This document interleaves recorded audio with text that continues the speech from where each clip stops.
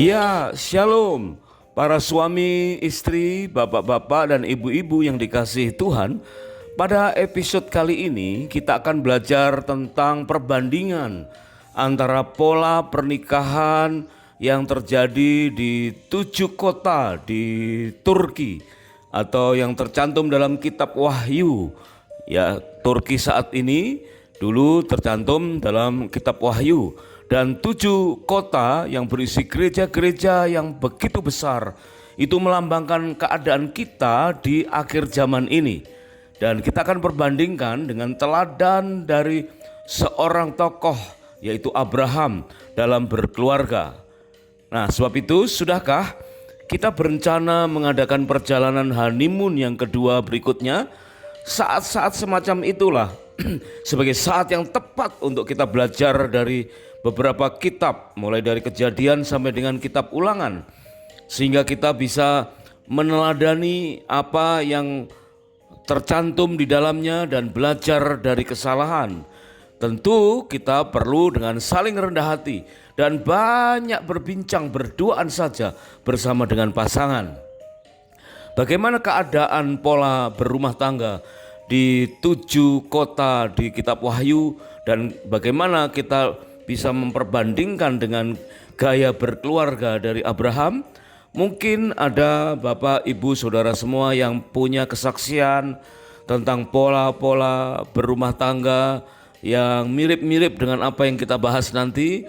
Silakan ditulis di kolom komentar, mungkin berupa kesaksian, pertanyaan, ya mungkin diskusi atau pengalaman-pengalaman baik yang bisa kita pelajari bersama dan menjadi berkat bagi banyak dari kita.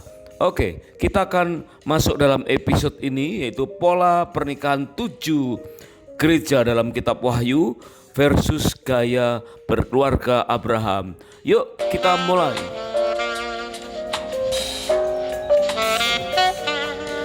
Lagi kita lihat dalam Ulangan pasal yang ke-24 ayat yang kelima, yaitu tentang apabila seseorang menikah baru saja mengambil istri, janganlah ia maju berperang bersama tentara atau dibebankan suatu pekerjaan selama 1 tahun lamanya. Ia harus bebas demi rumah tangganya untuk menyenangkan pasangannya.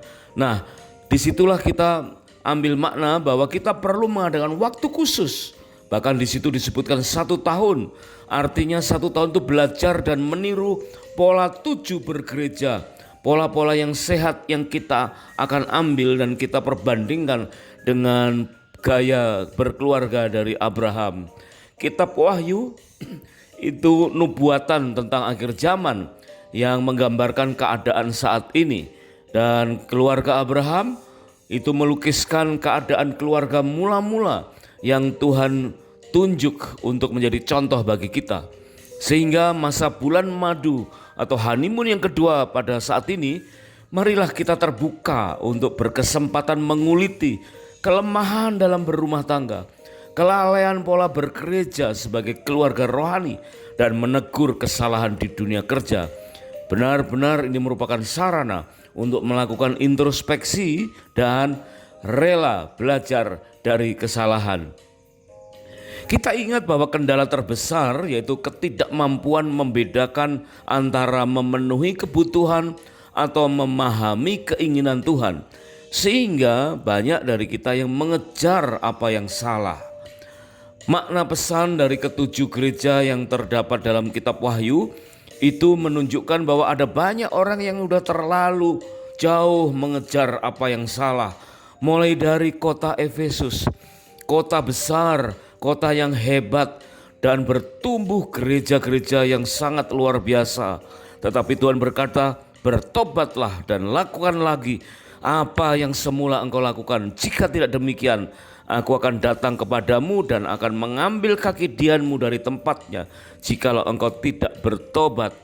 Karena dikatakan gereja-gereja di kota Efesus itu meninggalkan kasih yang semula, tidak lagi menggebu-gebu mencintai Tuhan dan mempraktekkannya dalam kehidupan berumah tangga.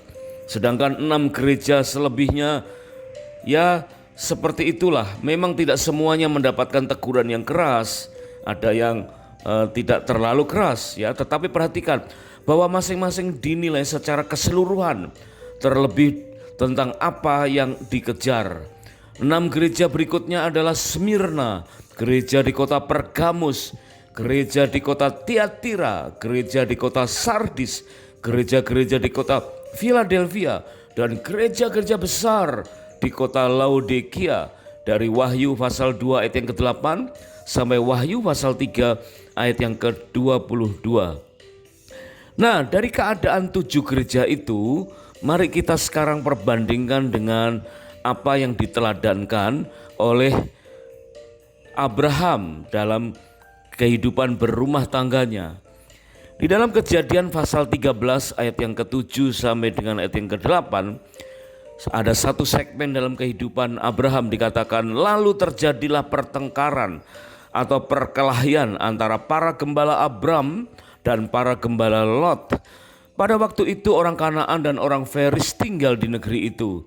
Berkatalah Abram kepada Lot, janganlah kiranya ada pertengkaran atau perkelahian antara aku dan engkau, dan antara gembalaku dan gembalamu, sebab kita ini kerabat.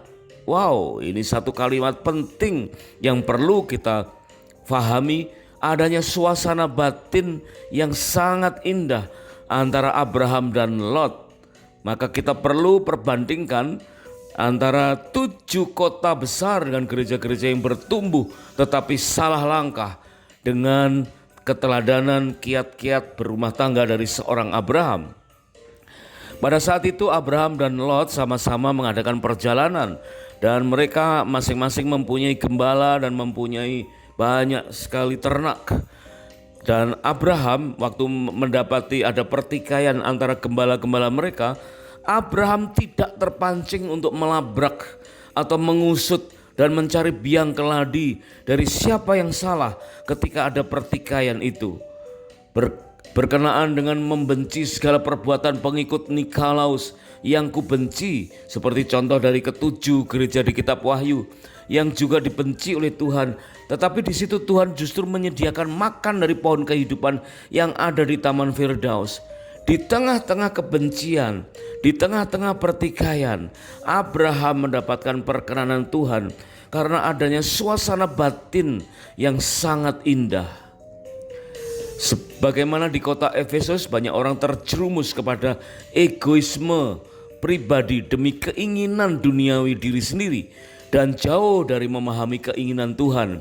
Mari kita belajar dari kesalahan.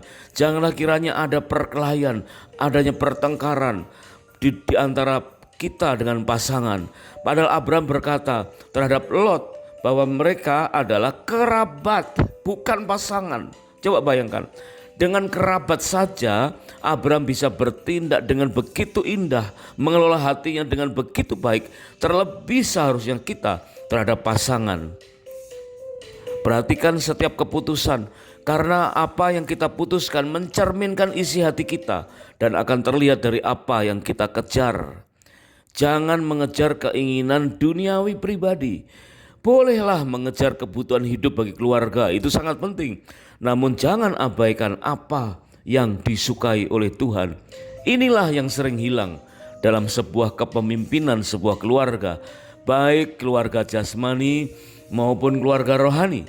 Seringkali dengan asumsi untuk menegakkan kebenaran demi menjaga kekudusan, seolah-olah benar-benar demi hal yang mulia, tetapi justru mengorbankan kemuliaan hati.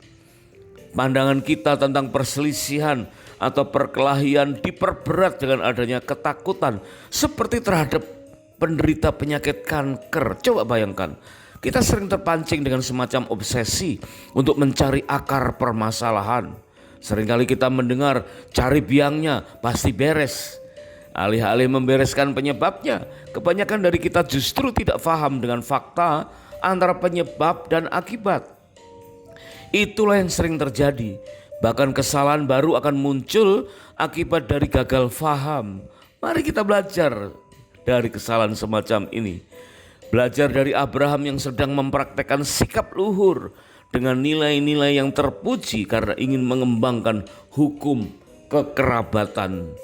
Suatu sikap luhur yang berasal dari dalam hati dan memancar keluar sebagai integritas yang tinggi yang kelak akan menjadi teladan bagi semua generasi. Inilah hukum kekerabatan.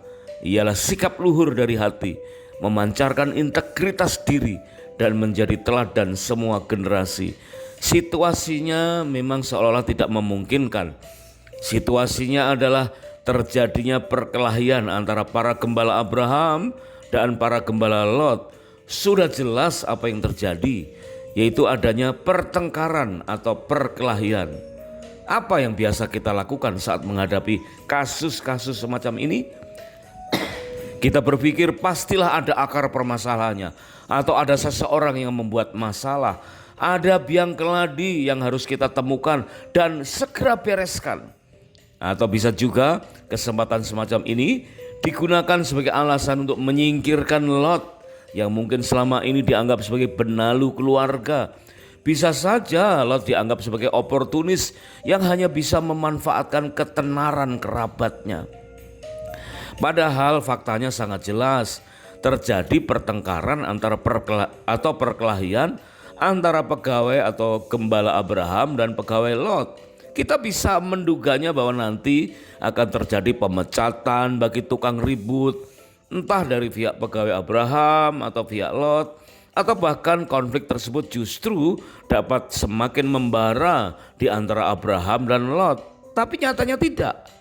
Nah, mari kita belajar dari keteladanan melalui kesalahan-kesalahan yang ada. Ternyata tersedia solusi manjur yang berasal dari perkataan Tuhan Yesus seperti berikut ini, yang tertuang dalam Matius 18 ayat 15 sampai 17, yang berkata, apabila saudaramu berbuat dosa, tegurlah dia di bawah 4 mata. Jika ia mendengarkan engkau, engkau telah mendapatnya kembali. Jika ia tidak mendengarkan engkau, bawalah seorang atau 2 orang lagi, supaya atas keterangan 2 atau 3 orang saksi perkara itu tidak disangsikan.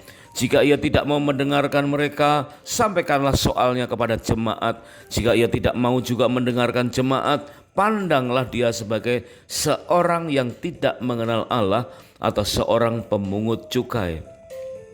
Metode jitu sesuai dengan firman Tuhan ini justru saat sekarang menjadi sangat kurang dipraktekkan.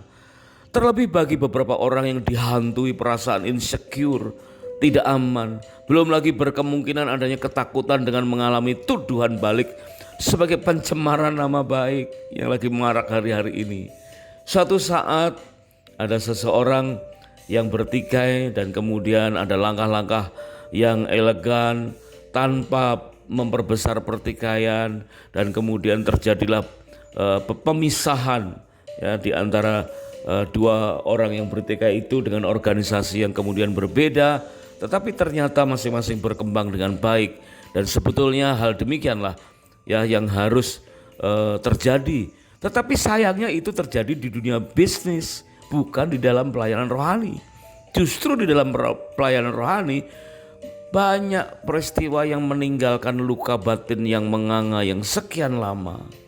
Padahal awal lembaga kerohanian itu berawal dari spirit family. Otoritarian teokrasi akan mengaburkan hukum kekerabatan jika hati Bapa luntur akibat penerapan problem solving secara by system. Jadi meskipun sebuah lembaga namanya gereja yang awalnya dibangun oleh karena spirit kekeluargaan, tapi begitu bertumbuh ada masalah dan beralasan sebagai lembaga teokrasi, tetapi akhirnya menerapkan problem solving secara by system, itulah yang akan melunturkan hukum kekerabatan karena hati Bapa luntur. Oleh karenanya semua pekerjaan baik dari tokoh-tokoh itu, jika kita terjemahkan ke dalam pernikahan, akan dapat disimpulkan bahwa orang berharga, semua orang berharga, semua anggota keluarga berharga. Sebab itu jangan ada pertengkaran di antara pasangan. Abram dengan Lot bukan pasangan saja bisa menjaga damai sejahtera, terlebih seharusnya kita dengan pasangan harus lebih dari itu semua. Karena apabila kita tahu bagaimana mengejar apa yang disukai Tuhan, jawabannya adalah damai sejahtera di antara pasangan. Itulah benang merahnya. Di dalam kitab Injil Lukas 10 ayat yang kelima mengatakan, kalau kamu memasuki suatu rumah, katakanlah lebih dahulu, damai sejahtera bagi rumah ini.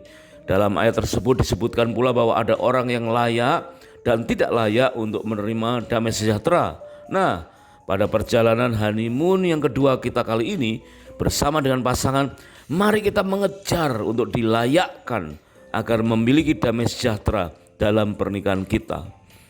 Ada beberapa langkah untuk mengalami damai sejahtera dalam pernikahan. Langkah yang pertama adalah damai sejahtera harus diusahakan. Pastilah kita akan terapkan pengertian ini bagi pasangan kita terlebih dahulu. Diusahakan. Karena menurut kitab Ibrani 12 ayat yang ke-14, firman Tuhan berkata, berusahalah hidup damai dengan semua orang dan kejarlah kekudusan. Sebab tanpa kekudusan tidak seorang pun akan melihat Tuhan. Wow, mengusahakan atau mengejar peace atau irin atau shalom, ya. Berusahalah hidup damai dengan semua orang. Dan itu harus dipraktekkan terlebih dahulu dengan pasangan.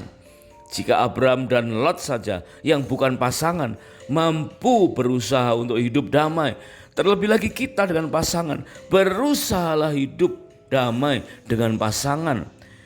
Kitab Ibrani 12 ayat 14 ini harus kita praktekkan dengan terlebih dahulu dengan pasangan kita. Terima kasih sudah menyimak, dan jika ada pertanyaan, kesaksian, silakan untuk menuliskan dalam kolom komentar. Dan jika menjadi berkat, silakan berkenan untuk subscribe atau like dan di-share ke pasangan yang lain. Kiranya Tuhan Yesus memberkati kita dengan berlimpah-limpah. God bless you.